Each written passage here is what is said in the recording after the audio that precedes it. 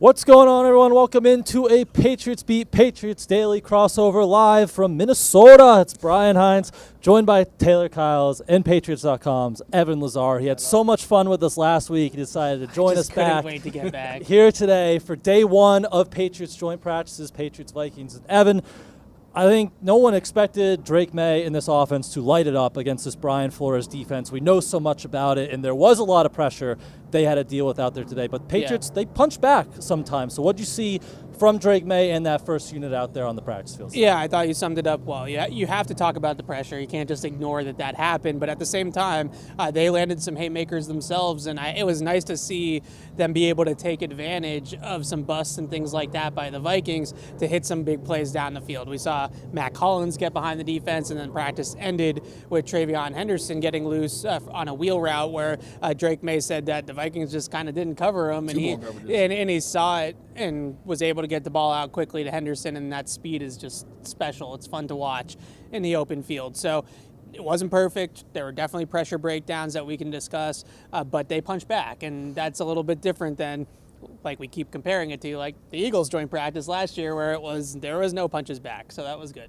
And it was even better than the Vikings because I was actually looking at some of the tweets and reports from reporters to get a better feel of how they felt things went because they watch this defense all the time. Right. We talked about it. It's a very unique scheme where there's going to be things that you may not even see for the rest of the season, but it does a great job testing communication and also discipline. And the fact that it wasn't a disaster, like the reporters were saying, they were impressed by Drake May, his ability to make good decisions, and that they had never seen J.J. McCarthy have a game like this. Obviously, Drake May has a little bit more experience under his belt, but for a sophomore quarterback going up against one of, if not the most unique defense in the NFL, the fact that he landed his punches, and like there were the mistakes as well, but seeing that competitiveness was huge because in seasons past, I think you walk into this kind of environment and it is not going well for the Patriots offense. So the fact that it was a little bit back and forth was definitely promising. And no turnovers for Drake, right? He had one kind of shaky one at the end in his 30-second drill, but it fell to the ground. So no turnovers, and he hit on a couple of those big plays. And as you said, talking to some of those Vikings reporters, they said they've never seen J.J. McCarthy play against that Vikings defense like that. And I don't think any of us were that high on J.J. McCarthy coming into the draft. And, this is really, he went a year without football. So this is his first live action in over a year, but it was mostly impressive from Drake May. But he did deal with that pressure. And Evan, I know you were right in there on one-on-ones in the trenches. We got a nice view of those guys. It looked like Jonathan Grenard, who's a very good edge rusher, introduced himself to Will Campbell a couple times, even in teamwork. They challenged him some stunts. That Flores defense, they didn't really hold back. So how do you think, the offensive line started, and it seemed like they finished a little bit better, but what did you see in that trench report there? Well, just starting with Will Campbell, I thought the big thing with him was in one-on-ones he was okay, and then in team I thought it was a little bit more shaky, which is opposite of what I feel like it's been all summer long, where one-on-ones have been a little bit shaky, but team has been pretty good. And you mentioned Jonathan Grenard, and I thought he got him with an inside move, and you don't like to see that, but for the most part, the pressure was more mental, I thought, than physical, and I'll take that this time of year. This offensive line, 4 new guys there, 2 rookies, they're trying to gel, they're trying to figure out communication and all that good stuff, so I'd much rather them break down from a mental standpoint right now than to see physical losses. And I really only thought there were a small handful of pressures that were physical losses by the offensive line. Like Brian Flores is going to get his, right? Like he's going to come after you and he's going to get guys free in the pass rush. I can live with that. You just don't want to see when they do have 5-on-5 them breaking down physically. There was one, you talk about the mental, I think Dallas Turner just kind of ran right by Will Campbell, so something going on there. Didn't really even get a hand on him for one of the sacks, but there were probably 5 or 6 would-be sacks throughout the day. So, Taylor, what did you see from Campbell and the rest of the unit? Yeah, I'm guessing one of those might have been a linebacker blitz because sometimes you'll see they end up having to reduce inside and to get somebody free. Then it's up to the quarterback to make sure you get the ball out pretty quickly. I was more focused on the defensive backfield, trying to see all the rotations and things from the receivers. But one thing I did think was notable about the offensive line was Will Campbell and the comments that we heard from Callahan Chason, because he was asked a couple times about Will Campbell, and we know that Callahan Chason's kind of been giving Will Campbell the work of another LSU alum who was a former first-round pick as well. Like, it's not an easy challenge at all. K'Lavon Chaisson said, like, you guys kind of got to ease up on this kid. Like, one, when he's going up against me, he's going up against the same guys every single day. So at some point, we have a beat on each other. It makes it a little bit more difficult for him to try to be on any kind of level ground, especially as a young player. And I think the twists are one thing that still kind of crept up a little bit today. That's something that him and Jared Wilson really need to get down, because they're going to see it every single week until they can show they can stop it. But hearing K'Lavon Chaisson and how really serious he was about Will Campbell growing, the mentality he has to continue to get better and learn from his mistakes. And we've also heard Keon White talk about how Will Campbell doesn't drop his head. Those things are all nice, obviously, in the offseason. When the season starts, if he's giving up sacks, we're having another conversation.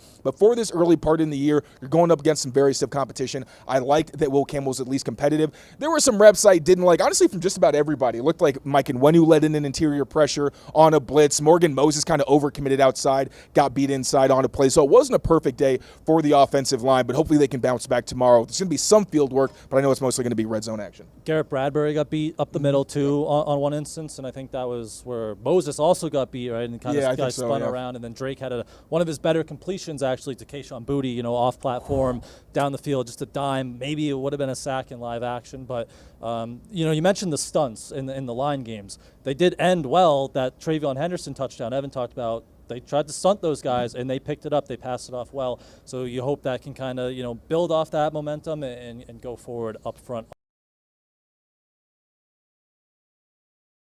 Assistant top 4 working with Drake made today. And we also saw Stefon Diggs back to the team. He looked good. I mean, I've been a little bit shaky on Stefon Diggs, really more at the catch point, because sometimes it looks like he had like 8 yards of separation on a corner route. Also beat Byron. It seemed like he found those short areas in zone. Drake May. So Diggs obviously being one of the top guys, along with probably Pop Douglas. I thought this was a very think of that. It did seem like that top 4. And we've talked about the top 5, right? That it looked like they're going to be roster locks.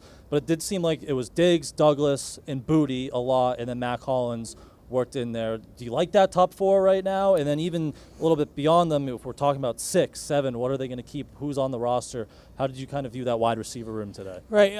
Obviously, you'd like to see a little bit more from Kyle Williams and have him start to push some of those X receivers, whether it's Boutte or Mac Hollins, for reps. Especially, you see the speed with Kyle Williams, and I think they have to round out his game a little bit, but he clearly has a different dimension of speed than some of those other guys in the room. So I'm hoping that maybe it's a little bit more of a slow burn with Kyle Williams, and usually around Halloween, Thanksgiving time, those types of rookies start to emerge and really get playing time in games. I'm with you that those 4 guys seem to catch the majority of the passes or get the majority of the reps with Drake May. When it comes to 6 and 7, the way I look at it with Efton Chisholm is that you look at some of these slot receivers they've had in the past. Julian Edelman is probably the biggest one of this example, but even Wes Welker and Troy Brown, even going back to the 90s, it took them like a year or two to really solidify themselves as NFL players. It did not happen for those guys right away.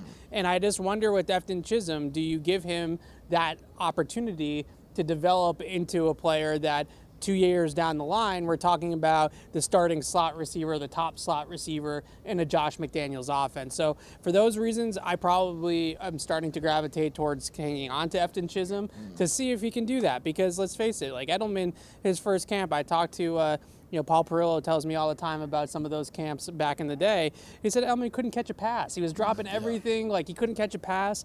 And then they get into the preseason, and he has the big punt return against Philly, and it was all she wrote. Like he was just on the team from that step forward. So I'm looking for Efton Chisholm to maybe make this roster. And I have to be honest, like Javon Baker's doing everything that he can to make the team. I don't know if it's going to be enough. It's a little bit of a crowded room, but he competes his butt off in special teams. He's getting into it with guys and things like that, getting fired up. He has done everything that he could to make a roster push. So I would right now say that those 2 guys are on my 53. And one other guy I want to touch on is Pop Douglas, who also had a good day. Now, the first rep of one-on-ones, I know he slipped, but then he slipped again. It turned out it was because he was being held, and then pretty much seemed automatic himself on the day, where Byron Murphy, Pop Douglas is one of the matchups I kind of highlighted coming into this, with Byron Murphy being one of the better slot corners in the league, but also a guy who's bigger, more physical, doesn't really excel in those short areas, which Mario Douglas does. And while, again, you saw some of the physicality, worked in Murphy's favorite sometimes, very much didn't on the majority of reps. I thought Demario Douglas looked like, along with Stefon Diggs, a guy who can be relied on as that short to intermediate threat with Drake May. You hope that Kyle Williams at some point can bring some verticality. Kayshawn Boutte being that sacrificial X. One thing I think is odd is that we've seen none of the go balls that we kind of saw last year, where Boutte was the only person who could consistently win downfield for Drake May. Wish we saw more of that, but you also saw some of the rhythm they've kind of built. There was one throw, I think you mentioned towards the end of practice, where I think Drake may have been pressured, tried to throw some anticipation, and it almost turned into an interception. But I thought Boutte was pretty reliable today as well. But Efton Chisholm, man, I've tried not to get too carried away because we've had this archetype, right? We had the Braxton Berrios. Get carried away. He's asking Come on, for it. do I mean, we've had different versions of this where you don't quite, and I'm not comparing him to Julian Edelman or Danny Amendola. But for a rookie, honestly, where he is in this offense is impressive. Todd Downing said that he picked it up pretty quickly. He looks like he's consistently running the right routes. Like Kyle Williams at one point, there was a deep ball from Drake May where he had to kind of track it over both shoulders because he didn't know where it was going. Made me think it might have been a deep option route where he didn't go the right way. You don't see that with Efton Chisholm. He got some work with Drake May. He caught pretty much everything thrown his way. Doesn't have, I think, the shake of like a Julian Edelman, but I think he's more physical, and he's a strong guy. You see that contact balance when guys try to throw him off routes after the catch as well. So I wouldn't be surprised if Efton Chisholm is someone who starts kind of getting into that wide receiver 4 mix, because Mac Hollins has been kind of inconsistent. He's had his moments, but he's also had his errors, and I think Chisholm is someone who continues to show that he deserves the opportunities he gets, on top of being someone who can contribute as a punt returner if need be. I know he had that one return against the Commanders where he kind of gets the return or the coverage unit going one way, creates an angle for himself. So I'm excited about Efton Chisholm. I want to see him keep getting more opportunities with Drake May. I'm excited. I'm just saying, like, Julian Edelman's going into the Patriots Hall of Fame in a month, and like you're telling me that he's an ex-Edelman. So that's no. Red jacket fitting for Efton Chisholm here in Minnesota. Isn't that what I just heard? I don't think that's what I'm saying. I think in all seriousness, I think there's the natural overlap, right? Because they're going to have the same role. Chisholm is big enough that he can be more of a Z slot versus a Pop Douglas, where he's more of an Amendola, plays only in the slot. And they are different players. Like I said, I think Chisholm's more physical, whereas Jules was just crazy quick. I don't think Chisholm is quite there. But in terms of being that reliable guy early on, I mean, he's off to a very good start. Yeah, I think the biggest thing with Chisholm, just going back to Edelman and that comp for a second, and even Welker, who I think was underrated in this regard, both those guys could run block really well from the slot. Absolutely. And Edelman was feisty as hell. Like, he would stick his nose in there, and he would really run block. And if you're going to be in 11 personnel as the slot receiver, you're going to be, facing nickels, but you're also going to maybe need to, crack on an end or a linebacker every once in a while, and you have to be able to hold your own in those types of battles. So does Efton Chisholm have the play strength? Does he have the ability to translate there? Because that could be something that he has over Pop Douglas. He's a little bit bigger. I do think he has a little bit more play strength. So I'm not asking to take any reps away from Pop. Don't get me wrong. But I'm just looking at it from a long-term perspective. You have to be able to block in that role. And I know people hate to hear that because they hate about when we obsess over blocking with wide receivers, but in order to get on the field, that's just the way it is. If you want to play him, then he's got to be able to block. And you love hearing about Edelman blocking when he's starting fights and he's kind of just taking it right to the edge of the whistle, which I don't think Chisholm's that kind of dog necessarily. We haven't seen that from him. But one thing I did notice against Commanders when he was run blocking, always looking for assignments. So, the effort's there. Let's see if he can execute that. And even against the Commanders, he has that, short catch. I think it was on the right sideline, 3 yards. Instead of just going out of bounds, lowers his shoulder, right? He's got that little psychoness to him. So, Evan, I know we've had property on Chisholm Island for a long time. It's getting pretty crowded around here. Taylor's moving in. I'm moving in. Taylor's been moved in. Okay, I was hyped when he got signed. Everybody can join the Chisholm Island. Brian and I have penthouses. Yes. We have estates on Chisholm Island. But if you want to move into the pool house, Taylor, right now, pool house, if please. You want to go, I've got an observatory. I'm looking out for any potential threats. But it does feel, when you're watching that second offense, just anytime they need a play, it goes to Efton Chisholm. And today, even he worked in a little bit with Drake. Still, he got open on one trick play downfield that they weren't able to connect on. But Efton Chisholm just very consistent. And I want to touch a little bit more on that second offense and something. But first, we're going to hear from our wonderful friends over at Monarch very quickly. Like it or not, money is everything. And oftentimes, people have no idea where their finances are. Whether it's 401ks, investment accounts, or property, a lack of awareness leaves money on the table every single day. That's where Monarch Money comes in. Feel organized and confident in your finances with Monarch Money, an all-in-one personal finance tool that brings your entire financial life together in one clean interface on your laptop or phone. And right now, just for our listeners, Monarch is offering 50% off your first year. I started using Monarch recently, and I feel like I now have complete control over my portfolio because of it. The app is super easy to use, and it's also built for people with busy lives, juggling personal life, jobs, and more. Monarch is truly the best way to get a handle on your finances. So don't let financial opportunity slip through the cracks. Use code PATRIOTS at monarchmoney.com in your browser for half off your first year. That's 50% off your first year at monarchmoney.com with code PATRIOTS. We were not ready for that. We were told we were going to get a thumbs up, and we did not get a thumbs up. But we are back. And to wrap up the offense, I want to touch on one more thing. We did see, just like the Commanders joined practice, only Josh Dobbs was the only other quarterback to get reps out there. 2 interceptions, right? One early, targeting Mac Hollins, out, gets jumped, and then later to end his 1-minute drive, looking for Efton Chisholm over the middle. Looked like maybe a robber buzzed down or something and just jumped the route, interception. Evan, I know Taylor is very high on Ben Woldridge after that first preseason game. I love how we're doing this today. And Dobbs, it hasn't been great maybe this summer. Yeah. We saw in the first preseason game, and now out here, 2 interceptions. Do you think maybe we could have a QB2 competition at some point here? It's starting to get to be a fair conversation, I think. I think the biggest thing with Josh Dobbs is a veteran quarterback. He can't turn the ball over. Yeah. Like, if he's able to come in and hit the layups and just run the offense and do all those types of things, that's all you're asking for. Then, of course, do some mentoring and things like that with Drake May. But the main thing is don't turn the ball over and play safe and all those types of things. And I get it. It's practice. Like, I like that he goes out here and he rips it and he doesn't really shy away from passing windows and pushing the ball down the field, which is good. But I am starting to wonder if the turnovers continue to happen for Josh Dobbs. Is Ben Woolridge in play? Like, is that even a conversation that they would consider having? Maybe not to push Dobbs off the roster, but maybe carry 3 quarterbacks and go that direction instead. That's what I was kind of thinking after the preseason game, just because once Woolridge settled in, he had a couple kind of weird throws. But then you saw how calm he was with his footwork, the accuracy, the quick decision-making. He didn't really look, even when he made the mistakes, he didn't look like he got rattled. And then you watch Joshua Dobbs, and his feet are not calm. And you had the play where he scrambled and ran for a touchdown. Like, yeah, it's a really cool highlight, and that's the Joshua Dobbs magic, chaos magic you want.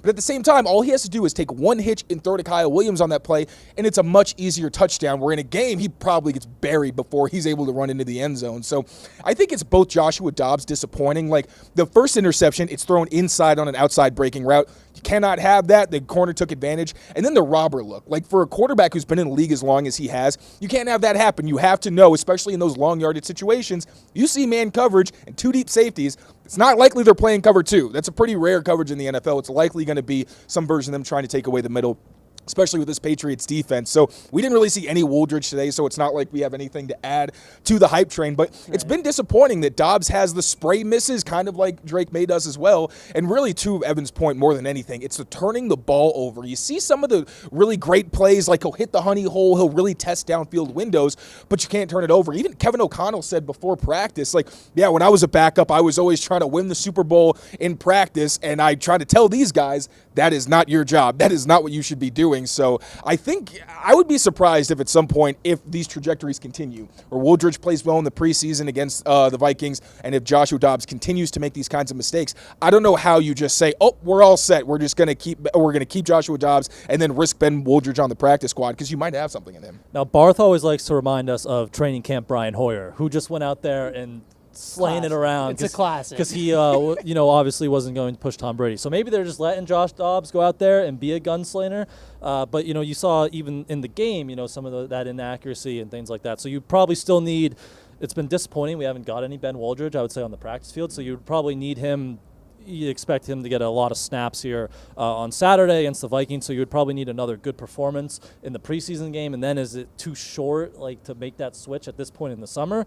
So interesting to see that development. But anything else on offense? Because there was a defense on the field, which we could talk about. I think it's funny. There's Deuce always says that there's 3 people, including himself, that watch the defense, and the other 15 beat writers are all watching the offense. So we have some defense takes. Well, to be fair, I watch where Mike Vrabel's watching, and Mike Vrabel was locked on the offense today. So we were watching where the head coach was watching. But Evan, I know you communicated with Deuce, who was locked onto the Yes, defense. I got some notes. It does sound, even talking to Deuce, talking to some of the Vikings reporters, it sounds like a lot of pressure on J.J. McCarthy, even with Christian Barmore not on the defensive line. Was still limited today, as that's part of their plan for him coming back from the blood clots. But it still sounds like this Patriots pass rush, this Patriots defensive front was getting after it today. Yeah, there's some pressure. Milton Williams and Harold Landry had like the 2 notable rushes for sacks.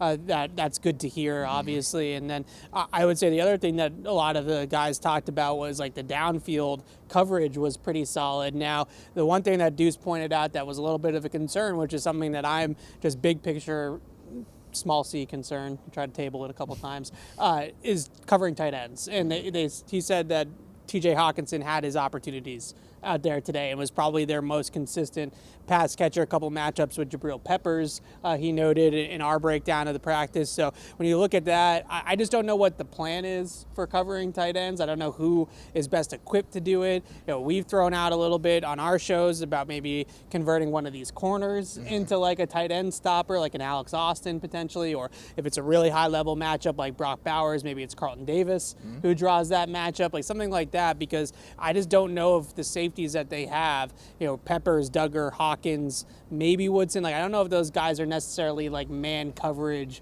on a dynamic tight end type of safeties. So I'm curious to see where they go just schematically, game plan wise, even just right out of the chute week 1 with Brock Bowers when they have to face some of those big time tight ends. I think they only have one guy on this roster right now who in that kind of safety-ish vein who could do it, and that's Marte Mapu. Now he's a linebacker, but he just looks so unbothered when he covers tight ends, because even Craig Woodson, I asked, you cover slot receivers and you're covering tight ends. How does the mentality change when you're covering one versus the other?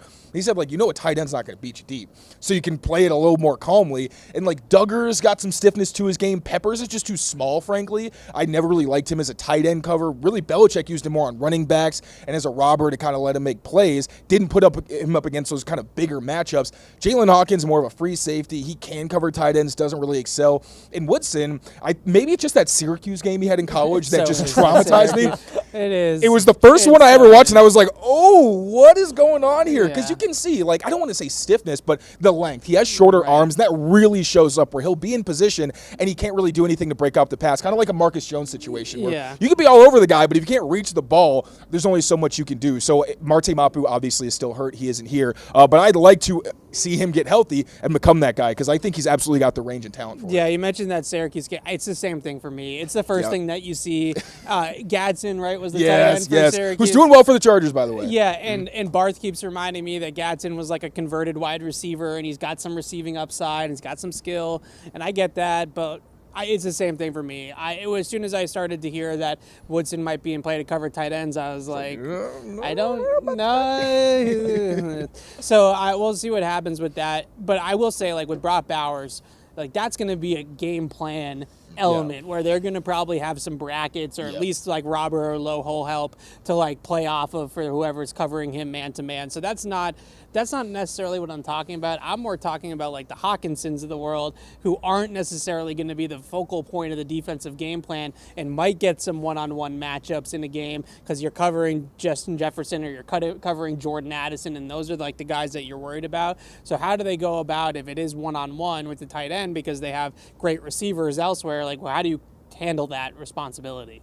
Or even, coming out of the Commanders joint practice, it felt like their one source of a passing attack was Zach Ertz. Right. So guys like that, and now this is happening back-to-back joint practices now, so it is maybe a trend worth pointing out there. You did talk about safeties. I want to talk about one safety in particular, but very quick. Our friends over at PrizePicks are wondering if you guys know ball, because preseason game number 2 is coming up on Saturday, 1 p.m. Great time for a preseason game, and no better way to spice up the action over on PrizePicks, where you can win up to 2,000 times your cash. Just pick player stats like receptions, receiving yards, rushing touchdowns, passing touchdowns. Go over to defense, interception, sacks. You guys know Efton Chisholm in my lineup every week during the preseason here.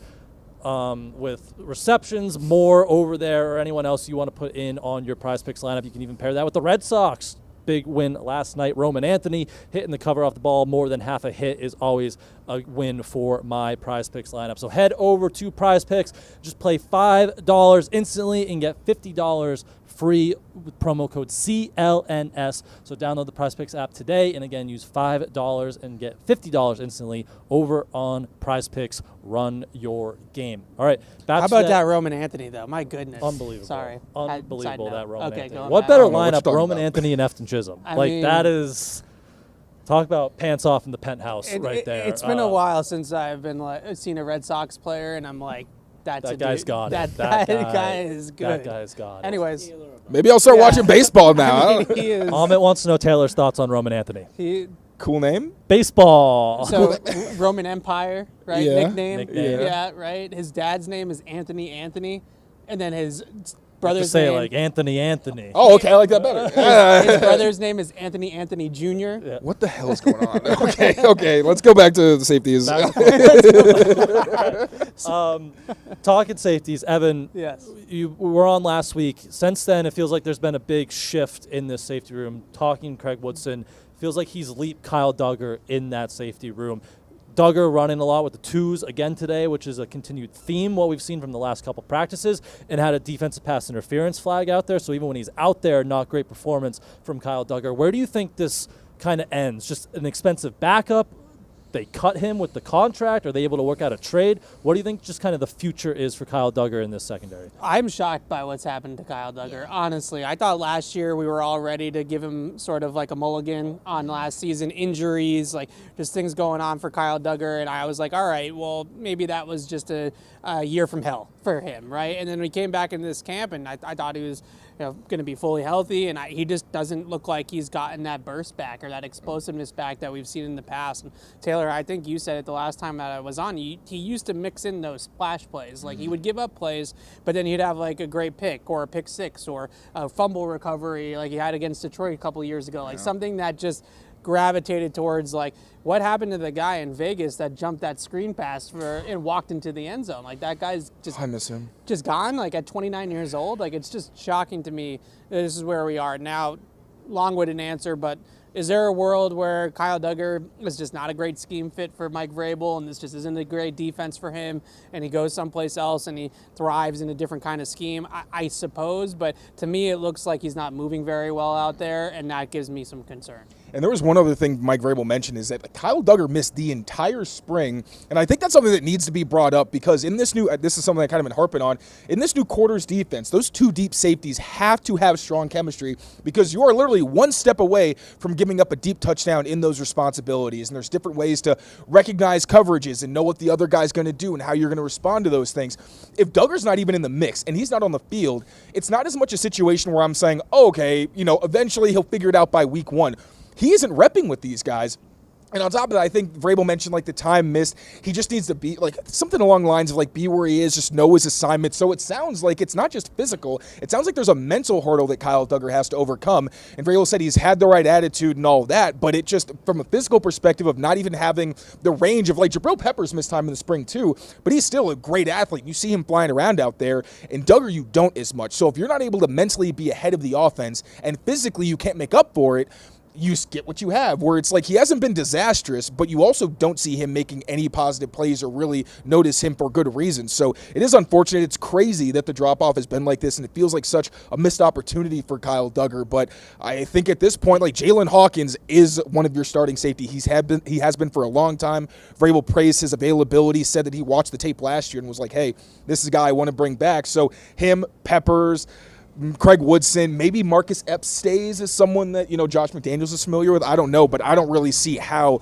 Kyle Duggar stays on this team unless you either move positions. Because he's going to play special teams? Yeah, it's disappointing to me because I'm a pretty big Kyle Duggar defender in the past. I know that he gives up plays in coverage from time to time, but the splash plays have always made up for it. Like the turnovers, the ability to make impact on the ball, as a tackler and take on defenders as a blocker, or blockers take on, and I just like all of that. Like I thought that he was a much better player than he was given credit for before last season, and then last season he got hurt. So I was like, all right, we'll just brush that under the rug and we'll just pick it back up where we left off, and it just hasn't been that for him so far. And you mentioned the mental thing, like that makes sense when you're trying to you don't have that anticipation and you don't have that ability to be, like you said, a step ahead. That would make sense to me, but he was an explosive athlete. Like this was someone that was fantastic combine tester and like really was a high-end athlete. So I just wonder if maybe that ankle is just kind of compromised or something.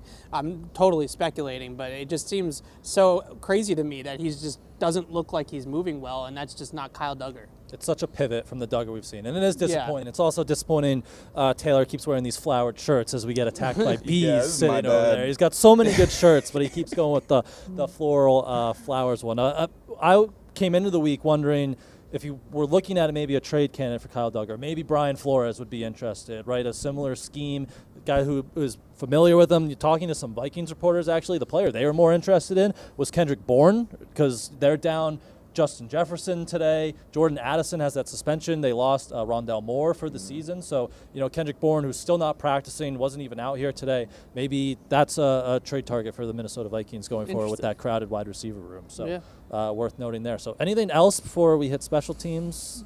And one last thing, any defensive notes? Anything else that Carlton Davis was out there. Carlton Davis was out there. Which was good. Should mention that. And he gave a pretty funny press conference, I thought, where we kept on trying to get him on so what's your injury, what's the timeline, anything, and he was like, I see what you're all trying to do, but it was good to see him back out there. I continue to think with him, with Morgan Moses, those guys seem to clearly be on some sort of bigger picture plan of the long view of this season and all that kind of stuff. So I'm going to trust the process with those guys and just assume Vrabel will have them ready to go when the time comes. One small thing I noticed, kind of going back to the offense, but I think City So replaced Cole Strange at a point at right guard. I didn't see the specific rep, but apparently Cole got turned around, which isn't surprising. That kind of happened a couple times in the preseason game against the Commanders, where sometimes Cole will overextend one place and have to literally do a 180 just so he can get to his assignment that he missed, and then City So got back in the game. And City So has been, even in warm-ups when we're in Foxboro, he's standing behind usually Cole Strange or whoever's at right guard and getting mental reps in, so I thought that was significant. Also very small one, Shane Watts, the running back they just signed, he didn't get a ton of significant action. Yeah, a little juice there. But he had some juice, some nice contact balance. I didn't know a whole lot about him, but, for a guy that they just signed, I thought he stood out in the few reps that he did get. It's so funny because, it just looks like they replaced Land Larison with Land Larison. They just, found another Land Larison. They made him in a lab, and they were just oh, we'll just print out another one. It's fine. Because, this guy comes in, I knew nothing about him, and then he comes in and he has, 2 or 3 really big runs where he really showed some juicy, reverse field on one of them, went up the sideline, and the whole sideline is hell yeah. There you go. Go, you! It felt like the second offense had a little more, room on the ground. Agreed, and he was a big part of that. I was like, who is this guy? I was shocked. I thought he was he looks like a smaller Efton Chisholm, the build, and he was in 30, and so they just got another one in the backfield there. But last note, special teams, Andy Borregales handled all the field goals, all 6 field goals, 5 of 6. He missed from 54, so that's back-to-back practices with misses from 54 and 55 yards. Looked like, it was tough to tell from where he was standing, but looked like short. So, I don't know. This was a guy who thought we had a big leg coming out of Miami, and now he's missing these deep ones. But good to see, because his last practice he was 2 for 4. More consistent today from Borregales. That's what I was going to say. It was nice to see him bounce back. The big thing about Borregales on top of the big leg was that he's a guy who doesn't get rattled very easily, and he can have a miss, and then he can come back, and it literally is just on to the next play. So I did like that. I'm not a kicking expert, so I have no idea why he's struggling deep. Leave that to Alex and Brian. These two are the kicking experts here. Maybe if we ever get to talk to him, we can ask, is it a technique thing? We know kickers, especially early in the offseason, they'll experiment with some new things, and he's coming into the pros. Maybe his coach telling him to do something. I don't know. If you got any kicking experts out there, give me some tips on why guys who have big legs sometimes end up missing and not showing that leg on their longer field goals. But again, I did like that he had a much better day after struggling in their last practice. Yeah, I would agree. I think this we're gonna make you give a kicker take on this show. This is normally at the end of Catch 22, and Barth just goes. It's and then an close. Hour and 55 minutes in, and I'm just all right, talk about your kickers. Evan starts looking at what he's gonna get for dinner. Yeah, I'm already halfway out the door. I find this competition to be pretty fascinating because Andy Borregales was a draft pick, and you invested a draft pick in a kicker, and I just don't think that there's a world where Parker Romo is gonna beat him out unless it's in a landslide. He's going to have to absolutely just win out in a landslide, because you think the biggest thing with Borregales is you think that the potential is much higher. Parker Romo right now might be a little bit better, but in a year from now, you're hoping that Andy Borregales is going to continue to develop. So if I had to make a call on the kickers, I can't imagine that they're going to cut the draft pick to keep Parker Romo. Unless he just falls off a cliff. Yeah. We were talking about that at dinner last night, because what else would we be talking about at dinner rather than the Patriots kicker competition? That it would have to be very bad for Andy Borregales to move off from him after drafting him. But he got all 6 today, so I imagine Parker Romo gets it tomorrow. So as always, we'll update you guys on the kicker stats. But last thing, Evan, you know the deal here. I was waiting for this. Plugger of the day, baby. Who you got for All joint right. day one? That's where I'm going. I'm going Drake May. I'm going Drake May because it wasn't perfect. There were some, INT-ables or turnover-worthy plays. I thought there was maybe 1 or 2 that the Vikings got their hands on. But this is such a complex Brian Flores pass rush and scheme.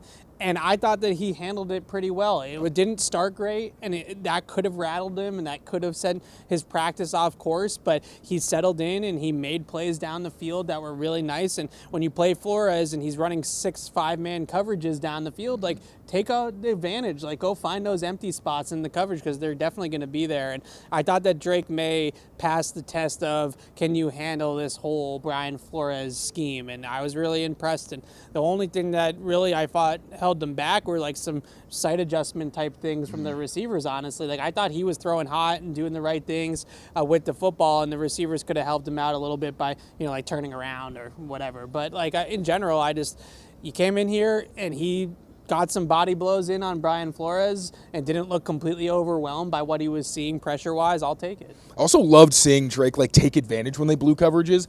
That was one thing that I think Brady, not comparing them obviously, but that was really underrated in Brady's game, was he would always find that hole, and sometimes it was just the defense screwed up. But a lot of quarterbacks don't even see those things. Yeah. And one of those instances happened with my plugger of the day, Travion Henderson. Like we mentioned, he had the wheel where they don't pick him up, and he ends up going for a long score, and you saw the explosiveness. I don't know if anybody else on the Patriots roster is turning that play into a touchdown. Maybe Kyle Williams. Also, earlier in the day, officials ruled it incomplete, but we had 5 people in media all looking who disagreed.